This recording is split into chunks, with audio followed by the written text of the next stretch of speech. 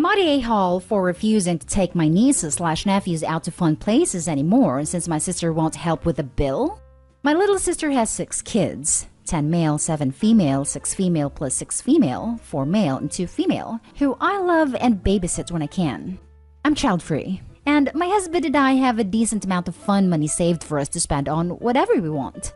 And I'd use mine sometimes to take my nibblings fun places. I still take them all out somewhere at least 2 to 3 times a month. Now, when it was just the oldest, I'd take him for a day to give my sister and brother-in-law a break. I'd take him to museums, fairs, kids' play places, Chuck E. Cheese, amusement park, etc. With just one kid, it was pretty easy to do. Then the second oldest came along, and I was still able to swing it. But then with the addition of the twins, it became harder to afford. Not to mention watching 4 kids is way harder than watching one. By the time the 4-year-old came around, I couldn't afford to take them all to the same places anymore. It cost too much. So I started taking them cheaper/free places, like the park, free kids' days at the museum, the mall, swimming at my house, etc. Now with the 2-year-old, I've totally stopped taking them anywhere that costs more than a couple bucks each. But last week when I was dropping the kids off at my sister's place, the oldest asked if we could go to the fair next month. I didn't think I'd be able to afford that, but didn't want to outright say no, so I told him I wasn't sure, but would see. After the kids ran off, my sister asked why I wasn't sure about the fair, and I told her I didn't think I'd be able to afford tickets and food for 7 people. She said it couldn't cost that much, so I told her that each ticket was about $10 the last time we'd gone, and that wasn't counting the money spent on food. I said I'd be happy to take them all to the fair if she paid for at least the tickets. She went off saying that she and brother-in-law didn't have that kind of money, how they had 8 mouths to feed and clothes to buy, and she couldn't waste money on the fair. I asked why she thought I was made of money, and she said I had more money than them. And it's not like I have 6 kids to care for. I told her I loved taking the kids out, but if she couldn't help with paying for the expensive places, then the kids would have to be content with going to the park or swimming at my house. Sister said I'm a huge a-hole. And when I told our parents, they said it was sorta a-holish since I only take them out a couple times a month instead of caring for them 24/7 like my sister. So now I don't know. Hub says I'm not the a-hole, but I don't know. I mean, yeah, I could swing taking them all to the fair, but it's just so expensive. Am I the a-hole for asking for help paying? Now for the top comments before reading Opie's little update. Not the a-hole. So if she can't afford places like the fair because of having 8 mouths to feed, why does that responsibility have to fall on you? She's being entitled instead of grateful that you've done as much as you have all these years. Being child-free doesn't mean to have all this disposable income to spend on other people's kids, no matter how much you may love them. Not the a-hole. OP, you take your nieces and nephews out 2 to 3 times a month, which is far more than most aunts and uncles do. And rather than be grateful, your sister is demanding you do more. Your sister is quick to count and spend your money. I think you've found a very wise solution to continue spending treasured time with your nieces and nephews without breaking the bank. You've done nothing wrong at all. It's your sister who's being an unreasonable a-hole. I grew up very close to my aunt and uncle, and some of my fondest memories with them are from when one or both of them babysat us at their house while my parents were both at work. Mom was a part-time worker, so it only happened occasionally that her and my dad's shifts lined up like that, and would spend time with them. My brother and I would play ball hockey in the basement with my cousin. We'd play GameCube, etc. They don't need to be taken to expensive places to create a strong relationship and happy memories with you. The fact that you want to be so present in their lives is amazing. Trust me, my aunt and uncle passed away now, but I will always have my love and memories with them. And your nieces and nephews will too, whether you paid to take them somewhere or not. Definitely not the a-hole here. Not the a-hole. If your sister doesn't have that kind of money, maybe they should stop having children. I'd have stopped at the same point as you. I wouldn't be willing to look after 4 kids even if the tickets were paid for. She should be grateful you're essentially offering free childcare. This. So not only is Opie babysitting 6 children for free, but must also be willing to spend $100 plus as well? 6 kids at the fair may cost $70 to get in, but fair food is also expensive. Plus, I can't even imagine the stress of juggling 6 kids at the fair. Bathrooms alone would be a nightmare. Update. I want to thank everyone for all the amazing comments and DMs. After all the resounding not day hall comments, I've come to the conclusion that I'd become used to my family's treatment of me over the years. I'd always been aware it wasn't really fair, but I put up with it to keep the peace and see my nibblings regularly. But I can't keep spending such outrageous amounts of money on kids that aren't even mine anymore. Especially when I'm not even getting a half-assed thank you in return. It's not fair to me. So I called my sister and told her I won't be taking her kids out for fun days for the foreseeable future. I told her that she's been really entitled to expect me to foot the bill to babysit her kids, and if she apologizes sincerely, then I might start taking them out again sometime in the future. But for now, I'm gonna keep my distance. She didn't take it well, and called me a lot of hurtful names before hanging up on me. Not long after, Mom called me and told me I was being selfish and rude. But I snapped at her that she was being rude. Expecting me to pay upwards of hundreds of dollars a month for kids that I didn't give birth to while cuddling my sister was horrible parenting. And I said how sick and tired I was of being treated like free babysitting for my sister just because I never popped out any grandkids for them. And if she and my sister thought taking all the kids out 3 times a month was no big deal, then I'll send her the bill. Which I did. I sent her pictures of the receipts from the last 3 places I took my nieces/nephews. Each one being no less than $70. She hasn't called or texted me back. I'll just see what happens. But thanks everyone. Now for the next story.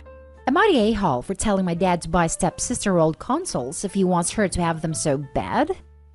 So I, 16 female, started babysitting 2 years ago.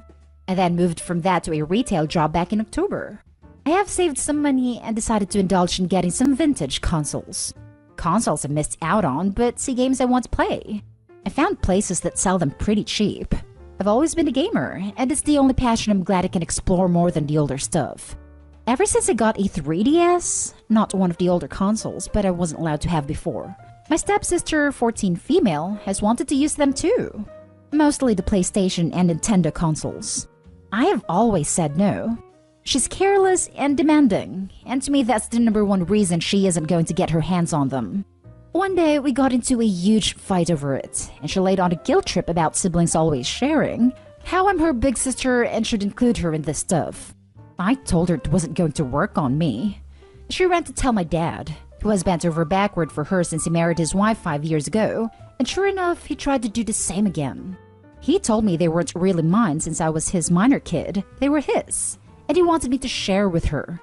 I told him he didn't earn the money, that if he argued about him paying the bills, I could just store them until I move out. He told me to stop being a brat and stop hurting my sister's feelings. I told him if he wanted her to have an older console so much, he needed to go out and buy her one, and let her be careless with that, not with something I paid for. That way, it can be something new to add to the list of things she's broken. Both laptops for virtual learning, the remote for our main TV, the drawer to my desk, 2 of my phones, 6 of her phones, her little keepsake box that my grandparents got for each of us the year my dad married her mom, the family console, 3 discs for video games, and not forget my necklace that my mom bought for me when I was a baby. He told me I should be keeping track, and that they have always done their best to replace what was broken. I replied that he and his wife should teach her how to be less destructive, and it's not my job to do it. Then I pointed out not everything could be replaced or fixed easily. He told me I was behaving like a 6-year-old instead of a 16-year-old, and that I had no right to talk back to him. That was 3 weeks ago, and he's still mad about it. Am I the a-hole for how I talked to him? Not the a-hole. You're actually being very reasonable and articulate about the issue, and your dad is being a child. Yes, siblings normally are encouraged to share, but that's a pretty reasonable worry when the person you're sharing with doesn't have respect for someone else's things. He's mad because you're making sense. Plus, it's retro game consoles, which are like sacred. Not the a-hole. Your stepsister destroyed enough things already. You fearing she wouldn't be careful is justified. Store the things and move out. How did they replace something as precious as your mom's gift? They bought one that was like it, but it was never the same. For starters, it was from them and not my mom. I had kept that damn thing safe for 15 years, And then she decides to grab it while I was wearing it and broke the necklace. So she destroyed the necklace from your mom on purpose? Frankly, the whole siblings should always share thing is BS. You're allowed to have your own things, and to set limits in sharing with people who are careless/break stuff. Also, I don't believe for a second that your sister's both that careless and that entitled. Sounds like there's more to the story, and that most likely she's intentionally breaking things and claiming it was accidents. Breaking things during temper tantrums is still intentional, not the a-hole. I don't think she meant to break it, but she also didn't regret breaking it either. I think she just lost her temper because she didn't get what she wanted. And yeah, but still freaking sucks, honestly. Next story is titled, Am I the a-hole for being honest about why we decided on fertility treatment over adoption? My friends and I have always had a mostly negative view on people who exhaust themselves with doing fertility treatments when they can't have kids, instead of just adopting existing children. My husband and I ended up struggling with infertility, so we decided right away to start on adoption first. We tried both a private adoption agency and foster care, and got as far as the home study both times. Our house is old, and there are a lot of weird idiosyncrasies with the house, but we're completely up to date on electrical and plumbing codes, so we thought this would be just a formality. 2 generations of my family grew up there, and it was perfectly safe. Not to them. They had huge issues with the house. They considered 2 of the bedrooms to not be a bedroom because it was too small. They didn't like that the main level floor was uneven. We have a problem with squirrels trapping themselves in the roof somehow, and the social worker was appalled that we just let them scratch themselves out. There's nothing we can do. We don't know how they're doing it, and unless children are squirrels now, no child is getting up there to get stuck that way. It was ridiculous, but it didn't matter. The verdict from both was that our home was fundamentally unsafe. We did look into fixing it. Every single person who ever owned that home had tried to fix the things that were wrong, but we tried again. The house just couldn't be fixed to their standards without becoming actually dangerous. It was fine and safe to live in, but we also wouldn't be able to sell because it was imperfect. The verdict was that if we wanted to adopt a child, we would have to demolish our home to sell the land and then buy a new house on top of agency fees. We did the math. The truth was that, with housing prices in our area, adopting a child would actually cost us at minimum $450,000. Even if we had to do IVF surrogacy, it would only cost us about $130,000. It no longer made any sense to adopt, so we committed to doing treatment. Our total ended up being much less than that because, thankfully, our first round of IVF worked, and we didn't need a surrogate. We now have a child. One of our friends made a very, honestly, ignorant post about spending $100,000 on a child of your own while children sit in foster care. I decided to comment on it, telling her the full story for the first time, explaining how expensive adoption can truly be.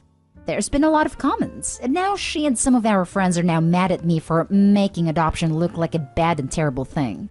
I was just trying to show that there isn't one side to this, and that there are valid reasons to make both choices. Am I the a-hole? Now for the top comments. I think you and all of your friends are horrible people for sitting in judgment about how people handle their own infertility. I think you're doubly bad for not saying, I've had a change of heart after realizing there's so much I don't understand about adoption and IVF. And instead saying, you don't understand. I'm better than others who choose IVF because in my situation, it's okay. Everyone sucks here. I understand that. My opinions have changed and I regret how ignorant I was. Everyone sucks here. You're part of a group that habitually judges the family planning of others. You can't be surprised when they then judged you. They didn't have the life-changing experience you did, and therefore haven't changed. It sounds like you all need a wake-up call. When friendships are based on othering others in circumstances you can't imagine, they aren't healthy friendships. Think about if this group is worth your time and learn from your mistakes. I'm sorry things were so difficult for you, and hope your pregnancy goes well. A quirky little house with a squirrel attic sounds like the setting for a children's novel. Not the a-hole. 99% of the people who spout just adopt literally have no idea of how adoption and foster to adopt work. None. Now that you've gone through it, you know it's not the easy path that so many seem to think it is. Long story short, I had both my kids via IVF for about $5,000 out of pocket for IVF through hospital births. That $5,000 wouldn't even have covered a lawyer's retainer and a home study if we wanted to adopt. Plus, my IVF treatments involved me, my husband, and my doctor was only concerned with whether or not I could safely carry a pregnancy to term. He didn't care how much I made, what kind of parent he thought I'd be, the state of my marriage, what my house looked like, what my colleagues think of me, etc. For us, IVF was by far the best option. Never judge until you've walked a mile in someone else's shoes. It was ridiculous how much cheaper everything was. I ended up being able to do a home birth with a midwife, so I didn't have the hospital bill. I had been so concerned about the cost, but it was cheaper than I've heard of some people's spontaneous hospital births being. Kind of disturbing, honestly. Now for the last story. Am I the a-hole for choosing not to follow my in-laws' naming tradition for my daughter? My husband, 24 male, and I, 24 female, had our daughter in November. Early in my pregnancy, my husband told me he would let me choose the name because he really struggled to like names, and he didn't want to make the process more complicated than it needed to be. I chose the name the day we found out she was a little girl. I told my husband, he gave me the thumbs up, and I kept it between us, and my best friend who made her engraved baby blanket. Outside of that, nobody else knew. We announced her name the day after she was born. The name was controversial within my husband's family. Our daughter was the first granddaughter, and we did not go with the tradition in their family of naming the first grandson/granddaughter a specific name. To make sure I'm being clear, in my mother-in-law's family, the first male of each generation is named John, for example, and the first female is named Emily.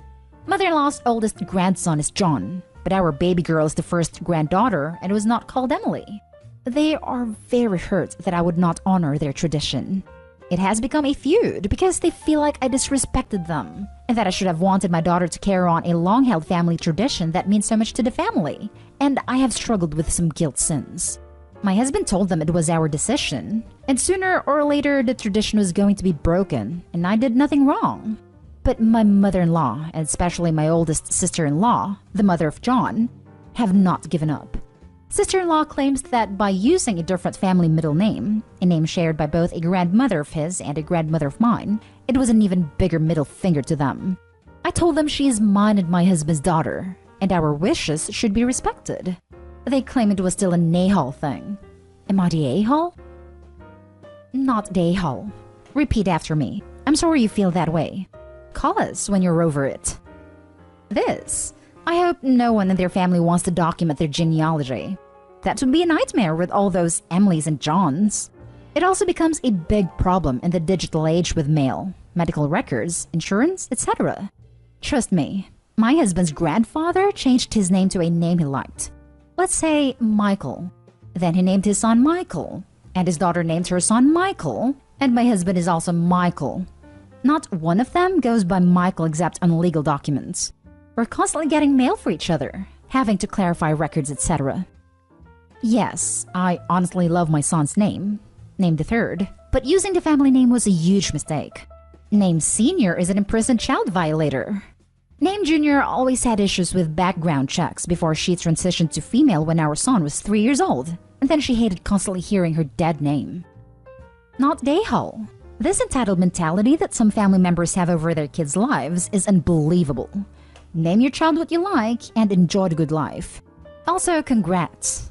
Edit. I might also add that the sister-in-law is probably projecting regret that you did something she wouldn't. I just get flabbergasted that somebody can expect the name of the child can be defined like that. Not Dayhole. Why do people think that a couple's baby is somehow the possession of the whole family? This is your baby. They don't get a say, period. I can't imagine the entitlement of a family thinking they should have more say over a baby than the baby's own mother.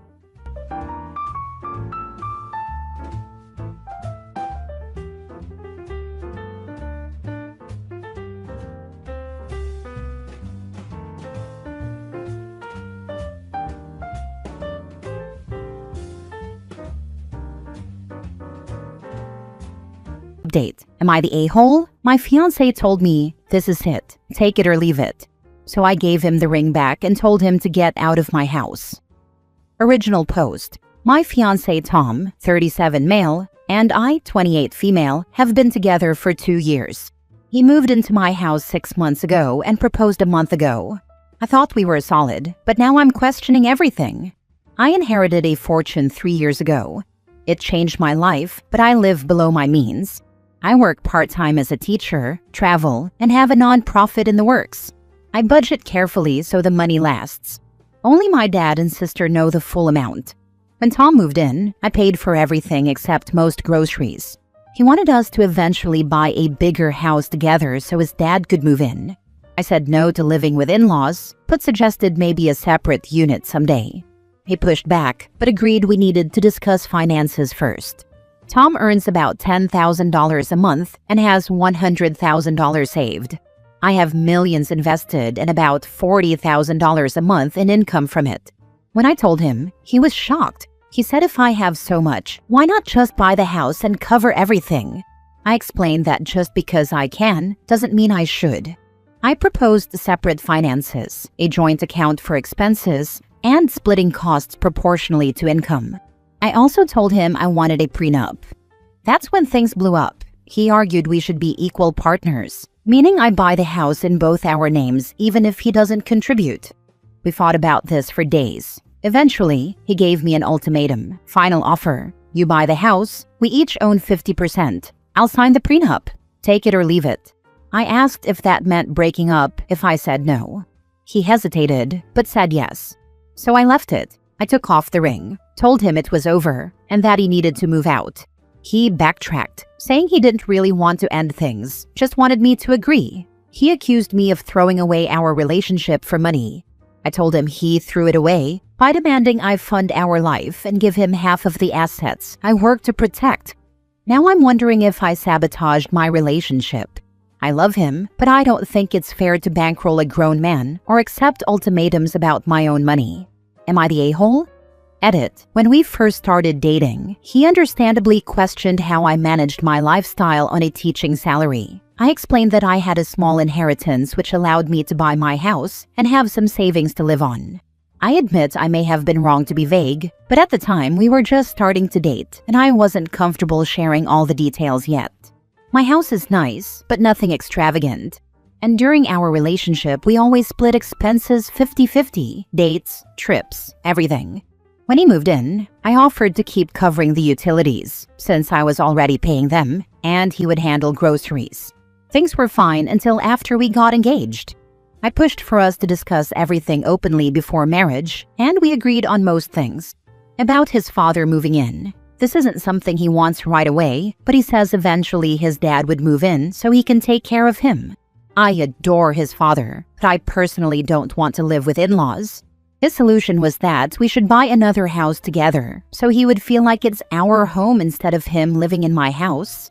I understood that perspective, but the new house would also have to be larger if his dad were to move in, which I'm not comfortable with. About finances. Initially, when we discussed buying another house, the plan was to contribute together. But once we started looking at what we could afford, we had to lay our finances on the table. When he found out my net worth, everything shifted. He said that if we split 50-50, we couldn't afford a bigger house. And since I had the means, I should buy the house myself, but it would still be our house. I told him that whatever amount he contributes would equal his share of equity in the property. Maybe I was naive, but until this point, I never saw signs of him being a gold digger. He never pressured me to pay for things and always split expenses fairly. That's why this change has been such a shock. Right now, I'm locked in my bedroom, and I told him he can sleep in the guest room tonight, but that he needs to move out tomorrow. We haven't spoken since. That's where things stand. Thank you all so much for the support and comments. It means a lot. Now for the top comments before reading the update. The first dumb thing you did was tell him the amount of money you have, because even if you two do stay together and eventually get married, he's going to be constantly thinking about that money and trying to find ways to get as much of it as he can. You all have got to learn how to stop running your mouth so much. I understand that you have to let your partner know a little bit, but he did not need to know exactly how much money you have. Men can be just as greedy as women. Let a woman find out that a man has a bunch of money and she's going to do everything in her power to get as much of it as she can. It's going to consume her. Men can be the same way. I think you breaking up with him was probably the best thing to do because your marriage would have been all about money. I agree with you. I normally don't talk about money or share this kind of information, but since we were engaged, I honestly thought it was only fair for both of us to understand where we stood financially. I realize now that it might have been a mistake, but at the time I truly believed I was doing the right thing for our relationship. Not the a-hole. I was taught firmly and with no nonsense from a very young age to never place an ultimatum I didn't mean, never place it in anger, and never bluff. Not when it comes to relationships, not when it comes to money, not when it comes to family, and not when it comes to employment. So basically never. Ultimatums made to try to push someone into what you want? There's a word for that. Manipulation. That's what people mean when they say no ultimatums in relationships. It's how we confuse them with manipulative bluffing. Never bluff out here, people. Never. It's disrespectful to yourself and the person you're bluffing. Have better ethics and self-pride. An honest ultimatum is a heartbroken proposal coming from a place of having tried absolutely everything else. He's stupid and avaricious too, trying to negotiate with you about money that people died in order to pass down to you. Good riddance. I agree with you. That ultimatum felt really manipulative to me, and I refused to accept that. That's why I was so cold when I called it off. I felt like he was just trying to manipulate me to get his way. Now for the update. This morning, I woke up and Tom had made breakfast and asked if we could talk. He said things got out of control last night and that he wanted to explain his side. He told me he was upset that I had lied about my finances and felt like I didn't trust him. He said the money difference made him feel that I would always have more power in the relationship and that he might be vulnerable to financial abuse. He insisted that he wasn't interested in my money, but wanted to feel that I would choose him over money. He admitted that he handled things badly and should never have reacted the way he did or given me an ultimatum. He said he felt lost and frustrated. The only thing he emphasized really matters to him is his father eventually moving in. They're very close, and he wants to take care of him as he gets older. He apologized, said he didn't want to lose me, and told me he was willing to accept my conditions. I apologized for not being upfront about my inheritance, but I also told him I wasn't sure I could continue the relationship. His reaction last night felt entitled and manipulative, and I'm afraid he was showing me who he really is. I told him I love him, but I'm worried money will always be an issue between us. If he's already pushing for a house before marriage, what else might he push for later? I explained that the only way I could even consider continuing is if he agreed to 1. A bulletproof prenup stating that in case of divorce, he only leaves with what he contributed, nothing more. 2. Agreeing to buy a house together, but his equity would reflect his contribution only. I also suggested options like a guest house for his father or a condo nearby, but not living directly with us. 3. Creating a monthly budget where we both contribute proportionally to our incomes into a joint account for shared expenses, while keeping separate accounts for personal money. 4. Going to counseling together. He agreed to all of this. Still, I told him I don't know if I can trust him again and need time to think. He agreed to go stay in a hotel for a few days to give us both space. Right now, I honestly don't know what to do. Part of me sees his point and wonders if he just overreacted. But another part of me is afraid that if I ignore his behavior, I'll be setting myself up for bigger problems in the future. I would really appreciate your help in figuring out where to go from here.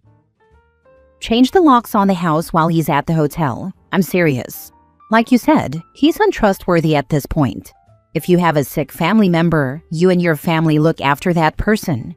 Dragging someone you've been in a relationship with for 6 months into this is very weird, inappropriate, inconsiderate, and forceful of him.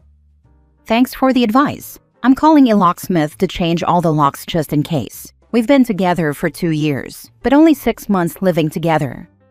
Please don't ever move a man into your home again. I know you were engaged, but next time look for a guy who owns his own home and has equity. I've posted a few comments about people who marry to climb the property ladder. This guy has plenty of cash, or so he says, and could easily own a home or a condo somewhere, but he doesn't. He saw your nice home and figured he could marry you, get you to sell what you have, trade up, and become co-owner.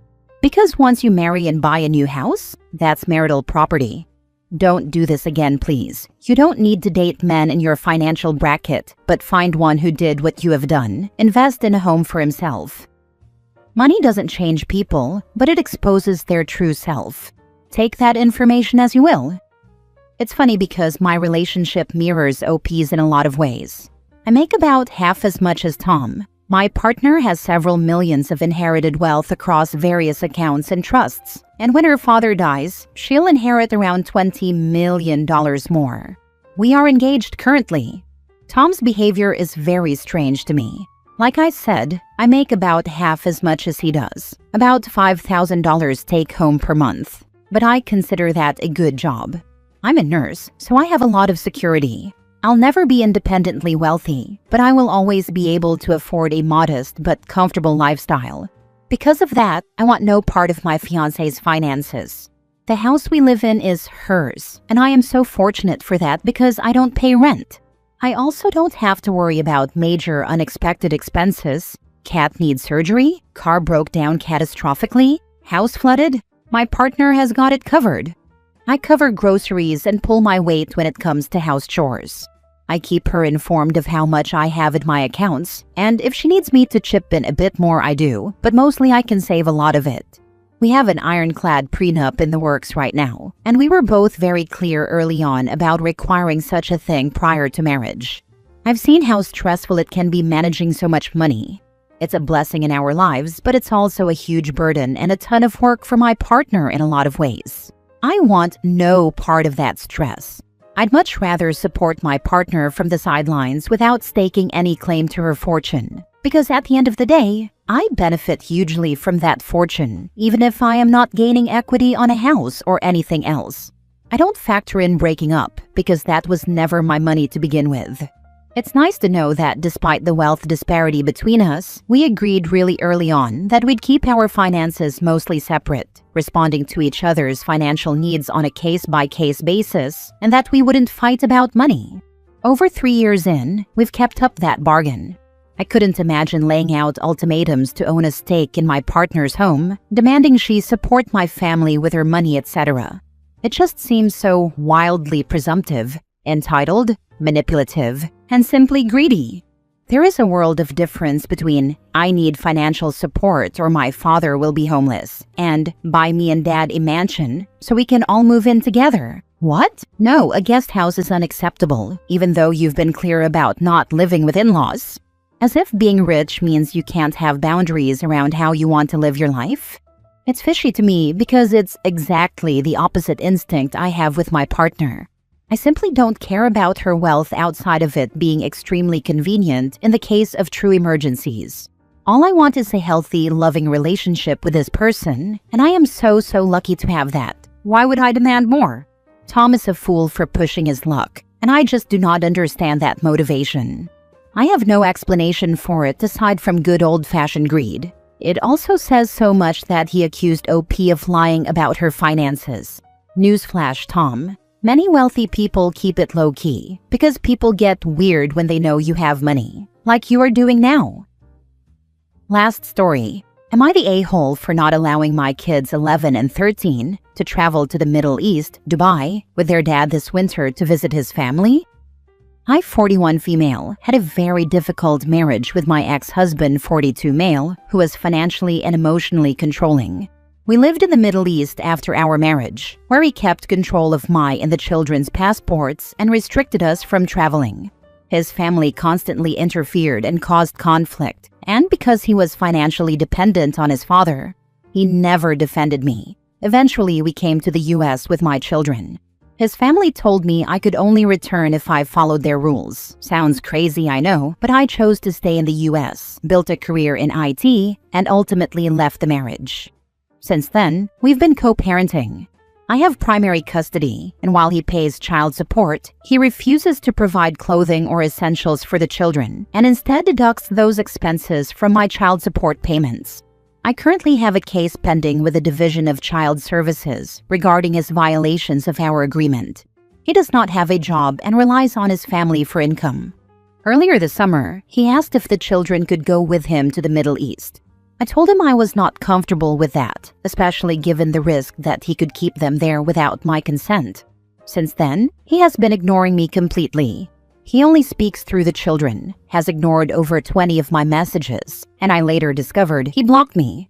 During this time, I was handling all of the children's medical and school needs, including physicals, dental cleanings, orthodontic consultations, and back-to-school preparations, without any input or communication from him. He has also made inappropriate comments to the children, telling them I am just mad because I can't afford to go to the Middle East, and even laughed about it with his brother in front of them. Now, with his brother's girlfriend expecting a baby in December, he wants the kids to travel there for the birth. But given his history of control, the lack of communication, his habit of deducting child support, and the very real legal risks of the children not being allowed to return, I do not feel comfortable allowing them to go. Am I the a-hole for not letting them go to Dubai to visit my ex's family? Now for the comments. Not the a-hole. Get a lawyer. Make sure you keep possession of the children's passports. Get the 13-year-old a phone and a code to transmit if something shady is about to go down. Sorry, just seeing these comments. My ex unfortunately has their passports, so I am going to research how to get a travel ban. I don't see him taking the kids without my permission, but because of his lack of communication, anything is possible.